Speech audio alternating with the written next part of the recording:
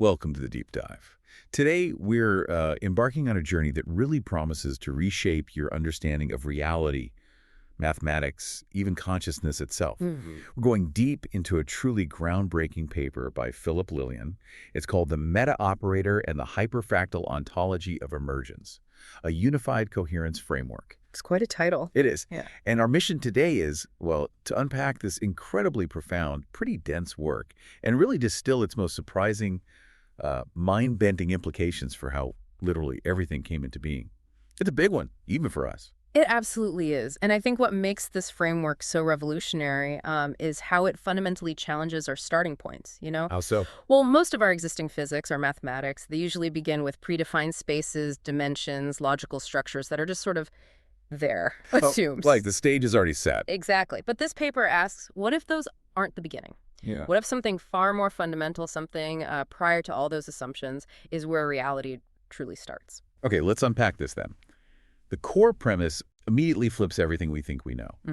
Reality doesn't begin with space or time or even matter as we usually think about it.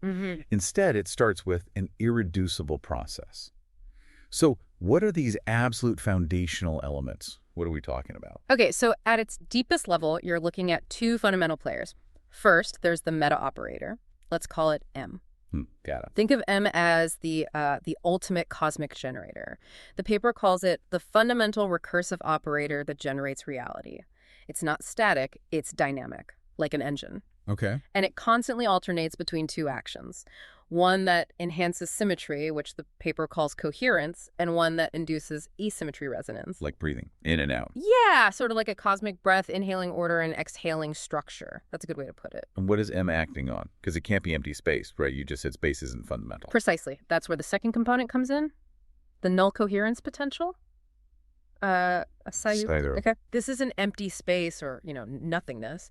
Instead, picture it as a pre-structural field of pure, undifferentiated potential. Like potential energy, but more fundamental. Kind of, but even before energy makes sense. Think of a perfectly calm, still ocean of pure possibility before any waves or ripples appear. The paper defines it as the pre-structural field of pure, undifferentiated coherence from which all structure emerges.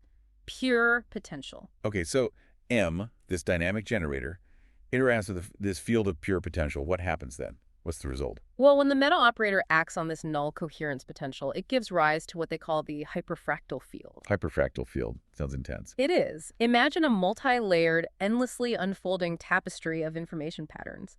These are tensorial structures, complex mathematical objects that define the very fabric and organization of existence. So it's the structure of reality itself. Yes, the hyperfractal field is described as a recursive cascade of tensorial structures that represent the very substance and topology of existence.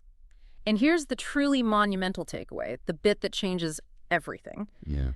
In this framework, the very things we often assume are given mass, space, time, and logic, they are actually consequences, not prerequisites of recursive coherence reduction. They emerge from this process. Whoa. Okay, hang on. So forget the empty stage waiting for reality to appear. Right. This framework suggests the act of creation itself builds the stage, the actors, and even the rules of the play simultaneously. You got it. It's a truly dynamic, self-generating universe. So if mass, space, time, logic, if they all emerge, what are the fundamental atoms or building blocks of this dynamic process? What's actually being generated? That's where we get to the Noetherian-Finsler numbers, or NFNs. NFNs. These are the quantized building blocks of this emergent reality. The paper describes them as four-tuple entities. Think of them as packets of information, each containing four key aspects. Yeah. S, symmetry, asymmetry, phase, like a wave's position in its cycle, and scale. S-A phi sigma. Right. These NFNs serve as the quantized building blocks of field reality, encoding its full generative logic. They're not just numbers. They're the active blueprints, the instructions. This sounds profoundly different from anything I've heard before. Does this paper really claim this is the absolute beginning, like nothing before this? Absolutely. And this leads directly to the profound irreducibility theorem. The irreducibility theorem. It states that the meta-operator M and the null coherence potential A together form the first ontological principle prior to all mathematical or physical assumptions. Prior to math itself. prior to math, prior to physics. This isn't just a new theory. It's presented as a revolution in how we understand existence ontology, how we do mathematics, and how we even gain knowledge epistemology, all at once. So the paper's saying, it's saying there is no space waiting for reality to emerge into. There is no time tick occurring before coherence differentiates. There is no number one before symmetry is broken. And this framework introduces axiom-I recursive coherence as the origin of mathematics. And it starts with a concept of zero that is equally mind-bending. It's defined as 0 plus c, let me see. 0 equals plus c and minus c. So 0 isn't nothing. That's a huge departure from conventional math. Exactly. Think of 0 not as an absence of quantity, but like a perfectly balanced, invisible tug-of-war. Okay. The forces pulling in opposite directions, the symmetry, plus c, and the asymmetry, minus c, are equal and opposite, creating a stillness that actually contains all the potential for movement and change. So it's potential, not emptiness. Precisely. It's the dynamic equilibrium of active symmetry and active asymmetry, containing the seeds of all emergence. All of reality, all numbers, all structures, they spring from this dynamic balance within zero. Wow, that's a complete reimagining of nothing. Okay, so we've established reality isn't built on pre-existing space or time, but on this fundamental interaction between M and S, giving us these NFNs, the core building blocks. Right. Now, how does this incredibly abstract process, this dance between M and R, actually manifest in the world we see? This is where fractals come in, isn't it? Exactly. This is where it starts to connect to things we can observe. Consider fractals. You see them everywhere in nature, right? Yeah, like snowflakes, coastlines, trees. Branching trees, jagged coastlines, yeah.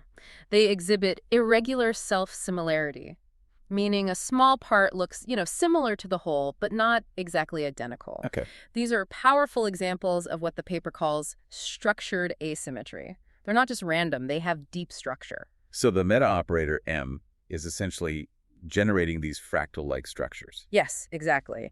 The meta-operator acts as a coherence fractal engine.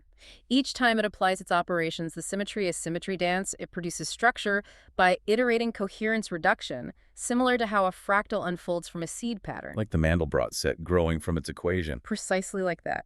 And what's remarkable is that this self-similarity isn't just in trees or coastlines. The paper claims it appears across all ontological layers. Ontological layers. Meaning the same underlying dynamic is at play at vastly different scales. From quantum coherence splitting, which gives rise to particle fields at the smallest level, okay, all the way up to cosmological coherence generating space-time and galaxies on the largest scales. Yeah. It's the universe recursively generating itself, like a fractal growing. So the entire universe, from the smallest particles to the largest galaxies, is essentially one giant living fractal, constantly unfolding. That's the picture, yes. And the hyperfractal fields you talked about, that's the body of this process, the actual fractal structure. You've got it. The hyperfractal field is effectively the ontological body or cosmic anatomy of the meta-operator. It's the living dynamic map generated by M's recursive logic. That Mandelbrot analogy helps. It's the picture produced by the rule. Exactly. Yeah. The hyperfractal is to the meta-operator what a Mandelbrot set is to its generative equation. Yeah. The living map of recursive logic. That's a direct quote, and it captures it well. And within this, a process called dimensional lifting reveals how spatial or field dimensions aren't just pre-existing containers. Right, you said they emerge. They emerge directly from one of the components of the NFNs, the scale parameter, sigma.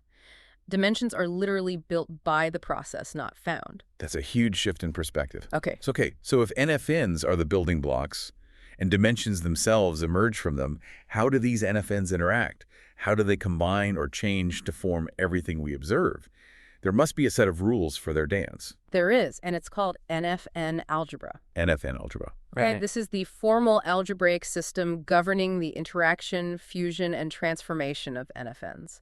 It's the math of how these building blocks combine. Are there specific operations like addition or multiplication? Yes, but they mean something deeper here. For instance, multiplication isn't just arithmetic. In NFN algebra, it encodes entanglement, binding, or symmetry-locked fusion. Multiplying NFNs means linking them, like particles becoming entangled. Exactly. And it increases the recursive depth, making things more complex and interconnected. Then there's conjugation. Conjugation, like in complex numbers. Similar idea, but here it reverses asymmetry in phase. It essentially creates a mirror dual of an NFN. The paper likens it to creating an antiparticle. It's fascinating how this abstract algebra seems to mirror fundamental physical phenomena like entanglement and antiparticles. So what about the forces we're familiar with? Electromagnetism, the nuclear forces, gravity. How do they fit into this NFN framework? This is where it gets really interesting for physicists. Those familiar gauge symmetries, the mathematical structures underlying forces, like U1 for electromagnetism, SU2 for the weak force, SU3 for the strong force. Yeah, the core of the standard model. Right. They don't just exist as assumptions in this framework. They emerge dynamically from resonance interactions between NFNs. They are a direct consequence of how NFNs interact according to NFN algebra. So the forces are emergent properties too. Correct. They arise from the specific ways NFNs resonate and combine. And what about gravity? Because I know this framework has a truly radical idea about gravity. It's not a force here, right? That's a crucial point, absolutely central. In this framework, gravity is not a force in the traditional sense, like electromagnetism pulling things together. So what is it? Instead, it's described as a coherence gradient. Think of it as the curvature or distortion of the overall coherence field itself, the field generated by M and A. A warp in the coherence. Exactly. More specifically, it's the curvature of the coherence field due to coherence gradients across NFNs. The paper uses terms like a field of scale-induced coherence torsion, or even hypergravity. It's not attraction between masses in empty space, it's a warp in the very fabric of coherence. So the apple falling from the tree isn't being pulled by a force, but is simply moving along the path of steepest descent, let's say, in this coherence field. That's the implication, yes. It's following the geometry of coherence. And how does mass even come into existence if it's not a pre-given property and gravity isn't about mass attracting mass in the usual way? That brings us to coherence mass generation. Again, mass isn't a fixed intrinsic property of a particle. It's defined as a coherence resistance amplitude. Coherence resistance, what does that mean? Imagine a particular mode of coherence, a pattern within the field, getting sort of anchored or stuck in a state of reduced symmetry. That anchoring, that resistance to flowing freely within the coherence field is what we perceive as mass. Ah, okay. So it's like friction within the coherence field. That's a decent analogy, yeah. It's resistance. And significantly, this mechanism directly replaces the need for something like the Higgs mechanism to explain mass generation. Wow. Okay. No Higgs boson needed here. Not in the same way, no. Mass arises differently, and the implications don't stop there. This framework also introduces something called NFN condensates and dark coherence fields. Dark coherence fields. Sounds like dark matter. Exactly. These are described as NFN modes that remain partially latent. They don't fully manifest as the particles we can directly observe with light. They form these coherence halos or dark condensates around structures. And they'd interact gravitationally. Yes. They are gravitationally active because they contribute to the coherence gradient, but they don't radiate or interact electromagnetically, making them, as the paper states, ideal candidates for dark matter. Which has been one of the biggest mysteries in cosmology. It all seems to tie together surprisingly well. It's designed to be a unifying framework. So what does this all mean for unifying physics then? Yeah. It sounds like you're saying a single NFN, this four-part entity, can somehow break down or represent all the different fundamental particles and fields we know?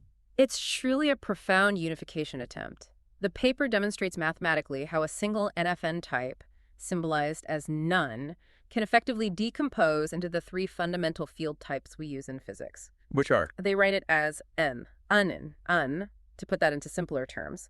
N represents spinor fields like fermions, electrons, quarks, the building blocks of matter. N represents vector gauge fields like bosons, photons, gluons, the force carriers. And N represents scalar fields, which relate to things like mass or Higgs-like phenomena. So matter particles, force carriers, and mass-related fields, all from one type of NFN. That's the claim. From a single ontological structure, the NFN, this framework aims to unify particle types, the forces, gauge dynamics, and mass generation. It's presented as this incredibly elegant, interconnected web. That's a breathtaking vision for the fundamental nature of reality. Okay, let's shift gears slightly to the grand narrative, the universe's origin story. Right. We're all familiar, at least vaguely, with the Big Bang model, a singular explosion from an infinitely hot, dense point. But this framework offers a completely different story, what it calls the Big Emergence. How does that contrast? Yes, the conventional Big Bang is often characterized, perhaps technically, as thermoentropic singularity cosmogenesis. That sounds complicated, but it basically means starting from a point of infinite temperature and minimal structure, which then expands and cools, entropy increases. The standard picture. The standard picture. But the big emergence proposed here is fundamentally different. It's described as onto-coherent-genesis via resonance condensation. Okay, break that down. It means it starts not from heat, but from that irreducible seed we discussed, the meta-operator acting on the null coherence potential. Structure emerges through resonance, through the EMS operations. And crucially, this allows for multiple simultaneous or sequential emergences rather than one single initial bang, maybe pockets of reality forming. So if the universe isn't a heat engine born hot and running down, what drives it? What are the thermodynamics here? This is explained by what the paper calls coherence-genesis thermodynamics. And the key principle, the absolute foundation, is that coherence is primary. Coherence first. Right. Everything we normally think of as fundamental in thermodynamics, energy, temperature, entropy, are actually emergent effects from coherence gradients. They are consequences of the coherence field changing, not the starting point. So instead of being born infinitely hot, the universe generates temperature from these coherence differences. That's the idea. And consequently, entropy is coherence dissipation. Entropy, which we usually think of as increasing disorder or the inevitable loss of useful energy. The universe running down. Yeah. Here, it's reconceptualized as a measure of coherence dissipation through phase decoherence. It's about the coherence patterns losing their sharpness, their alignment. But this means the universe isn't necessarily doomed to a heat death in the traditional sense. It's actually framed as a coherence engine rather than a heat engine. That's a huge reframe, a coherence engine.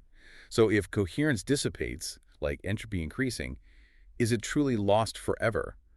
Or is there a way to, regenerate it? That's where the recursive coherence regeneration principle comes in. It's a very hopeful aspect, perhaps. Hopeful? Well, it suggests coherence is never truly lost forever.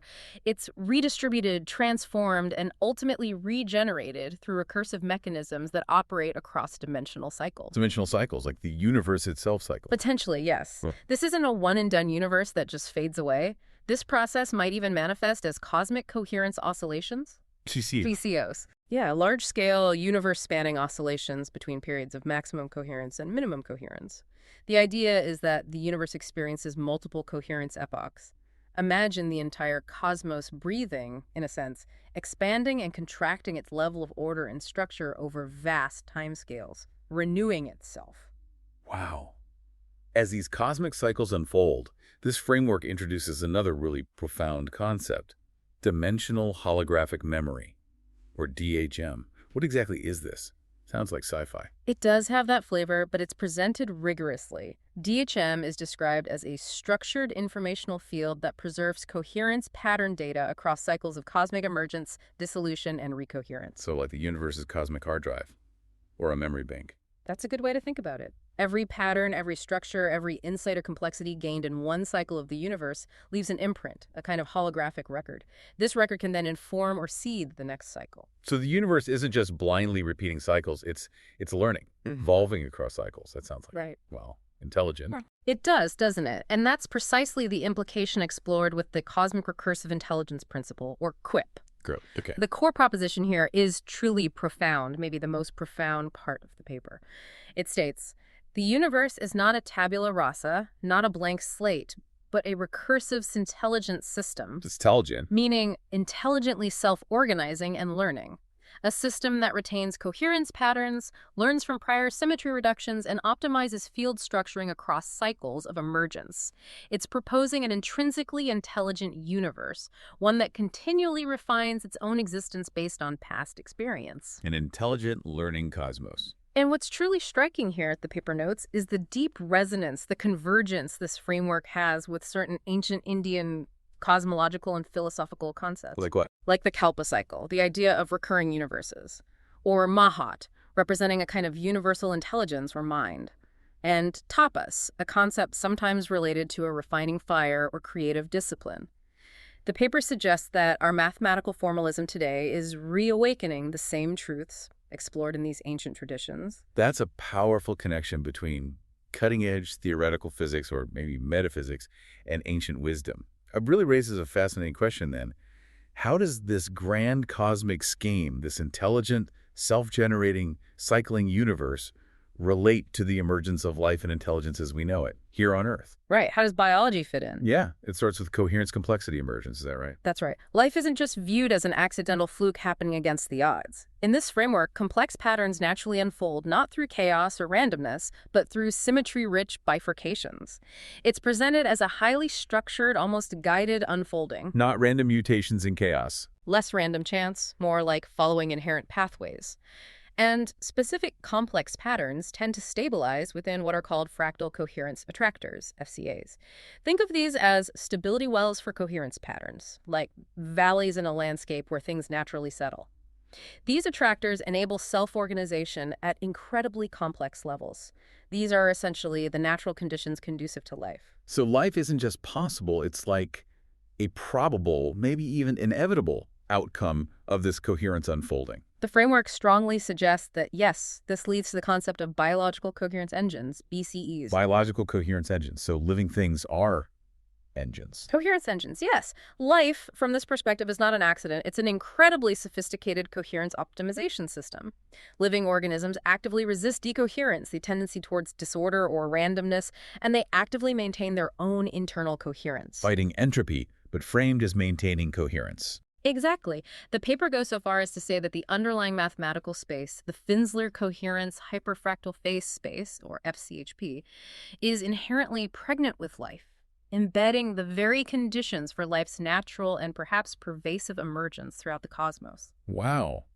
That's a radically different take on evolution, too, then. It can't just be random mutation and natural selection if life is actively maintaining coherence and following these attractor patterns. Not at all, no. Evolution in this framework gets redefined as resonant intelligence. Resonant intelligence. It's described not as stochastic trial and error, which is the sort of standard view of random mutation, Right. but rather as the self-adaptive modulation of resonance structures across dimensional feedback cycles. The organism and its environment are in a constant resonant dialogue. And things like DNA? DNA, morphogenetic fields, the unseen blueprints thought to guide biological form, and even our neural circuitry are all seen as vector fields of dynamic coherence. They are physical manifestations of these coherence patterns. And mutations, are they still random? The paper suggests they're not just random copying errors. They're framed as localized coherence disruptions or upgrades. Maybe points where the system can jump to a new resonant state, possibly a more coherent one. It's more like guided adjustments than pure chance. Which leads to a really provocative statement you mentioned. Yes. Crucially, the paper posits that consciousness is not a product of evolution, it guides it. That is a profound statement. Sure. So consciousness isn't just a happy accident of complex brains emerging late in the game. No. It's somehow involved from the start, an active participant, maybe even an architect of evolution. How then is intelligence itself defined in this framework, if it's not just brains? Intelligence gets a very broad fundamental definition here. It's defined as a transdimensional agent modulating the emergence, structuring, and self-organization of coherence fields. A transdimensional agent, modulating coherence. Yeah, it actively, selectively transforms coherence field eigenvalues, meaning it influences how the coherence patterns manifest and stabilize. It's not limited to a biological brain. It functions, the paper says, as a recursive tensor spanning across pre-structural coherence, emergent dimensional architecture, cognitive biological expression, and cosmic scale field intelligence. So intelligence connects the deepest level of reality to life and potentially beyond. It's presented as an overarching, organizing principle woven through all layers of existence, a universal force, in a way. Okay. And to tie it all together, finally, what does this mean for us, for human civilization? The framework suggests a potential for something called resonant civilization structuring. What's that about? Yes, this takes the principles up to the macro scale of societies. Civilizations in this view are not just arbitrary social constructs or historical accidents, they are potentially resonant coherence architectures. Like cities and societies are coherent structures. Yes, and metasystems designed to extend, preserve, and elevate the coherence dynamics that gave rise to life itself. They are seen as conscious expressions of this cosmic drive towards coherence and complexity. How would that work in practice? Well, this leads to the idea of syintelligent protocols. Imagine integrative frameworks, ways of organizing society that consciously combine consciousness studies, logic, deep environmental feedback loops, and coherence-based governance systems. So governing based on maximizing coherence. Something like that, trying to align social structures with these deeper underlying principles of reality. The paper even speculates that such advanced resonant civilizations could eventually learn to modulate planetary energy fields, perhaps guide species evolution through harmonic bioengineering, and maybe even communicate across dimensions. Okay, that's heading into really speculative territory, but it follows the logic. It's the ultimate extrapolation of the framework, yeah. A blueprint for truly intelligent, integrated existence aligned with the cosmos. My brain feels like it's doing gymnastics trying to picture all of this, but it's absolutely captivating. This isn't just a new scientific model. It's an entirely different way of seeing reality, one where intelligence and consciousness are fundamental, baked in from the start, not just accidental byproduct. Precisely. And that's maybe the key takeaway. As the paper implies, this is not merely a better model aiming to refine existing physics. It is an entirely different kind of model. It's a meta-generative cosmology. Meta-generative. Meaning it aims to explain the generation of the rules themselves. It includes the origin of logic, time, structure, and self-aware intelligence as emergent from the same single irreducible seed. It's a universe that builds itself, learns, and lives. Truly mind-bending stuff. Thank you so much for walking us through that. It's a lot to take in. It certainly is a challenging but fascinating perspective. Absolutely. Well, thank you for joining us on this deep dive into the meta-operator and the hyperfractal ontology of emergence.